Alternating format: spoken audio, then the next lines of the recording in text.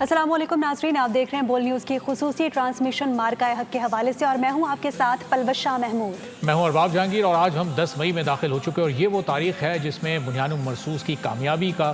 باقاعدہ اعلان کیا گیا تھا۔ آج سے 1 سال پہلے جو جنگ 22 اپریل سے جو کشیدگی شروع ہوئی، جو بعد میں جنگ کی صورت میں تبدیل ہوئی، اور پاکستان نے بھارت کو نہ صرف چاروں شانے چت کیا بلکہ ایسا منہ توڑ جواب دیا جو کئی صدیوں تک بھارت یاد رکھے گا۔ 6 سے 9 مئی تک جو پاکستان نے بھارت کے طیارے گرائے، وہ ان کی تعداد 8 ہے، 8 اس میں 6 رافیل اور پھر 2 مزید طیارے پاکستان نے بھارت کے گرائے۔ 6 درجن سے زائد ڈرونز کو نشانہ بنایا گیا، اور اس ساری صورتحال کے بعد پھر امریکہ کو درمیان میں آنا پڑا اور جنگ بندی کا اعلان کرنا پڑا۔ دونوں ممالک کی جانب سے آج ہی کے روز 10 تاریخ کو اس جنگ بندی کی تصدیق کی گئی تھی، لیکن پاکستان نے جو شاندار کامیابی حاصل کی، یہ مارکہ اپنے سر کیا،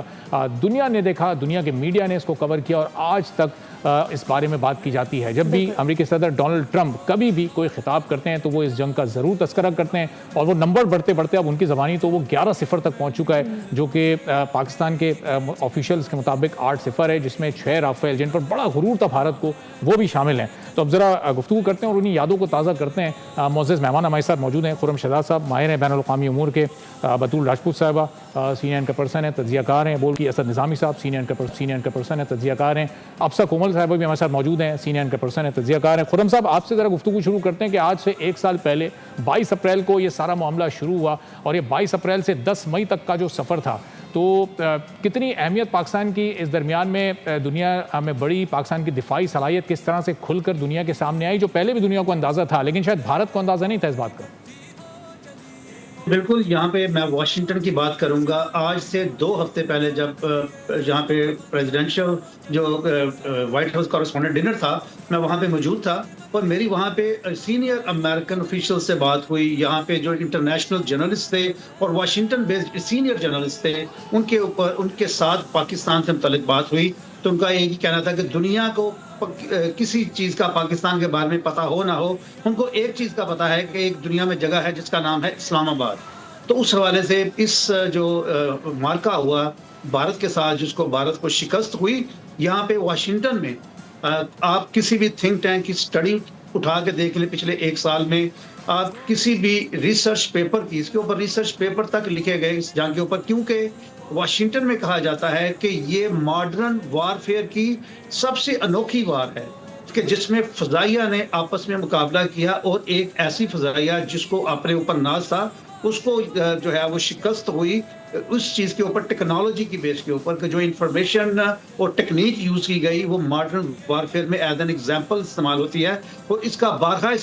جو ہے ذکر ہوتا ہے یہاں پہ واشنگٹن میں۔ جو دوسری چیز ہے وہ ہے امریکن جو ملٹری مشین ہے اس سے اب دور جانا، تو اس کے اوپر بھی واشنگٹن میں بہت بات ہوتی ہے کہ یہاں پہ جہاں پہ واشنگٹن میں جب ہماری گفتگو ہوتی ہے، پینٹاگون کے جو سینئر آفیشل ہیں ان کی بات کر لیں، آپ یہاں پہ جو دوسرے تھنک ٹینک کے جو سینئر اینالسٹ ہیں ان کی بات کر لیں، یا اکیڈیمیا کے جو ریسرچ کے لوگ ہیں ان سے بات کر لیں، ان کا یہ کہنا ہے کہ امریکن وار مشینری جو ہے اس سے دور ہوئی دنیا، اور انہوں نے دوسرا ایونیو دیکھا جو پاکستان نے استعمال کیا، بے شک وہ چائنا کی صورت میں ہو یا ہوم گرون جو ان کی ڈیولپمنٹ ہے، پاکستان کی جو ٹیکنالوجی ڈیفنس ڈیولپمنٹ ہے اس کی بات کریں، تو جو وہ وارفیئر استعمال ہوا، وہ ٹیکنالوجی استعمال ہوئی، وہ انفارمیشن جو جسے آرٹیفیشل انٹیلیجنس آپ کہہ سکتے ہیں، اور جو سیٹلائٹ کے ذریعے استعمال ہوئی، وہ ٹوٹلی ایک انوکھا کانسیپٹ تھا ماڈرن وارفیئر میں۔ اس کے اوپر بہت یہاں پہ بات ہو رہی ہے، اور خاص طور پہ پاکستان کی پوزیشن واشنگٹن میں وہ ایسی بنی کہ 8 مہینوں میں 3 دفعہ پاکستان کے جو فیلڈ مارشل عاصم منیر ہیں وہ یہاں پہ فیلڈ مارشل یہاں پہ موجود تھے، اور ان کی سینٹ کام میں ملاقات ہو رہی ہے، اور سینٹ کام وہ جگہ ہے جہاں پہ دنیا کے فیصلے ہوتے ہیں۔ فلوریڈا سے سینٹ کام کا جو ان کا جو کمانڈ ہے امریکہ کی، وہاں پہ دنیا کے کہا جاتا ہے، وہاں پہ دنیا کی حکومتوں کے قوتوں کے فیصلے ہوتے ہیں، اور وہاں پہ مدعو کیا گیا، اور یہاں پہ ان کو ہائی جو ہے ریوارڈ بھی دیے گئے۔ تو اس حوالے سے واشنگٹن کی اگر بات کریں تو پاکستان ایک ایسا کلاؤڈ جسے کہا جاتا ہے امریکہ انگلش میں، ایک ایسا کلاؤڈ کریٹ کیا کہ جس کو بریک کرنا اب ممکن نہیں ہوگا آسانی کے ساتھ پاکستان مخالف قوتوں کے۔ اور جو سب سے اہم بات ہے پاکستان کی ڈپلومیٹک فتح، اگر آپ اب ایران کی بات کرتے ہیں، جو ابھی جو میڈیشن چل رہی ہے، یہ پاکستان کی اس وجہ سے ہوئی کہ پاکستان گاٹ انٹو دی اس سٹیج پہ پہنچ گیا ڈیفنس کی اور ڈپلومیٹک اور پولیٹیکل اس میچورٹی پہ پہنچ گیا پاکستان، کہ جہاں پہ ایک انٹرنیشنل جو سپر پاور ہے دنیا کی اس نے فیصلہ کیا مڈل ایسٹ کے جو سپر پاورز ہیں جیسے آپ سعودی عرب کی بات کرتے ہیں دوسرے جو اپنے آپ کو بہت سمجھتے ہیں بڑا ان کی موجودگی میں پاکستان میڈیٹر کا رول استعمال ہو رہا ہے اور Pakistan as a neutral power اس وقت جب کہ ایک اسٹیٹ آف ہرمز کی بات کریں اکنامک بلاکیڈ کی بات کریں ملٹری بلاکیڈ کی بات کریں ان ساری پرسپیکٹو میں پاکستان نے 2 جنگی جو اس وقت قوتیں تھیں ان کو ٹیبل پہ نہ صرف بٹھایا بلکہ انگیج کیا. ابھی جب ہم یہ بات کر رہے ہیں وہاں پہ اس وقت پیس پروسیس چل رہا ہے اور صدر ٹرمپ نے کل بھی صحافیوں سے بات کرتے ہوئے کہا کہ ہم بہت فائنل نتیجے پہ پہنچ چکے ہیں اور جب میں چائنا جاؤں گا ہو سکتا ہے اس سے پہلے ہماری ڈیل جو ہے وہ مکمل ہو جائے. تو اس والے سے پاکستان کا نیوٹرل رہنا پاکستان کا ملٹری کی اپنی پاور شو کرنا اور خاص طور پہ اس موقع پہ جبکہ دوسری پارٹی سمجھ رہی کہ وہ کچا کھا جائے گی تو اس موقع پہ پاکستان نے نہ صرف اپنے مخالف کو جو ہے وہ شکست دی بلکہ دنیا کے اندر ایک ایسی ایگزامپل پاکستان نے سیٹ کی کہ جس کو یہاں پہ ایز اے کیس اسٹڈی استعمال کیا جا رہا ہے. آپ پینٹاگون کو دیکھ لیں آپ یہاں پہ جو ڈیفنس یونیورسٹی ہے یونیورسٹی امریکن ڈیفنس یونیورسٹی ہے اس کے اندر جو آپ ریسرچ کی بات کر لیں تو یہاں پہ پاکستان کی فتح کو پچھلے 1 سال میں ایک ایسی اسٹڈی کے طور پہ لیا جا رہا ہے جس میں جو ہے ماڈرن وارفیئر تو استعمال جو پلینز استعمال ہوئے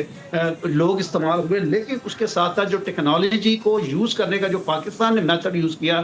جو کہا جاتا ہے کہ ایک ایسا کانسیپٹ ہے جو موونگ فارورڈ ایک نئی ڈیمینشن ایک نواں ایونیو کریٹ کرے گا وارفیئر میں کہ آپ کے پاس ہر چیز تو موجود ہے. اگر آپ کے پاس F-16 موجود ہے F-35 موجود ہیں اور دوسری چیزیں موجود ہیں لیکن اگر آپ کے پاس ایک انٹیلیجنس سسٹم نہیں ہے اس کو بریک تھرو کرنے کا آپ جنگ نہیں جیت سکتے. مخالف پارٹی کم ویپنز کے ساتھ کم ٹیکنالوجی کے ساتھ آپ کے اوپر ہیوی ہو سکتی ہے اگر وہ اپنے بندے اور اپنا ٹیکنالوجی اور اپنی آرٹیفیشل انٹیلیجنس دوسرے سیٹلائٹ سے ریلیٹڈ جو ٹیکنالوجی ہے اگر اس کو افیکٹولی استعمال کرتی ہیں اور اس کو دوسری جو چیز یہاں پہ جو بتائی جاتی ہے ڈیفنس کے بارے میں. سبسکرائب کریں اور بیل دبائیں تاکہ کوئی خبر رہ نہ جائے.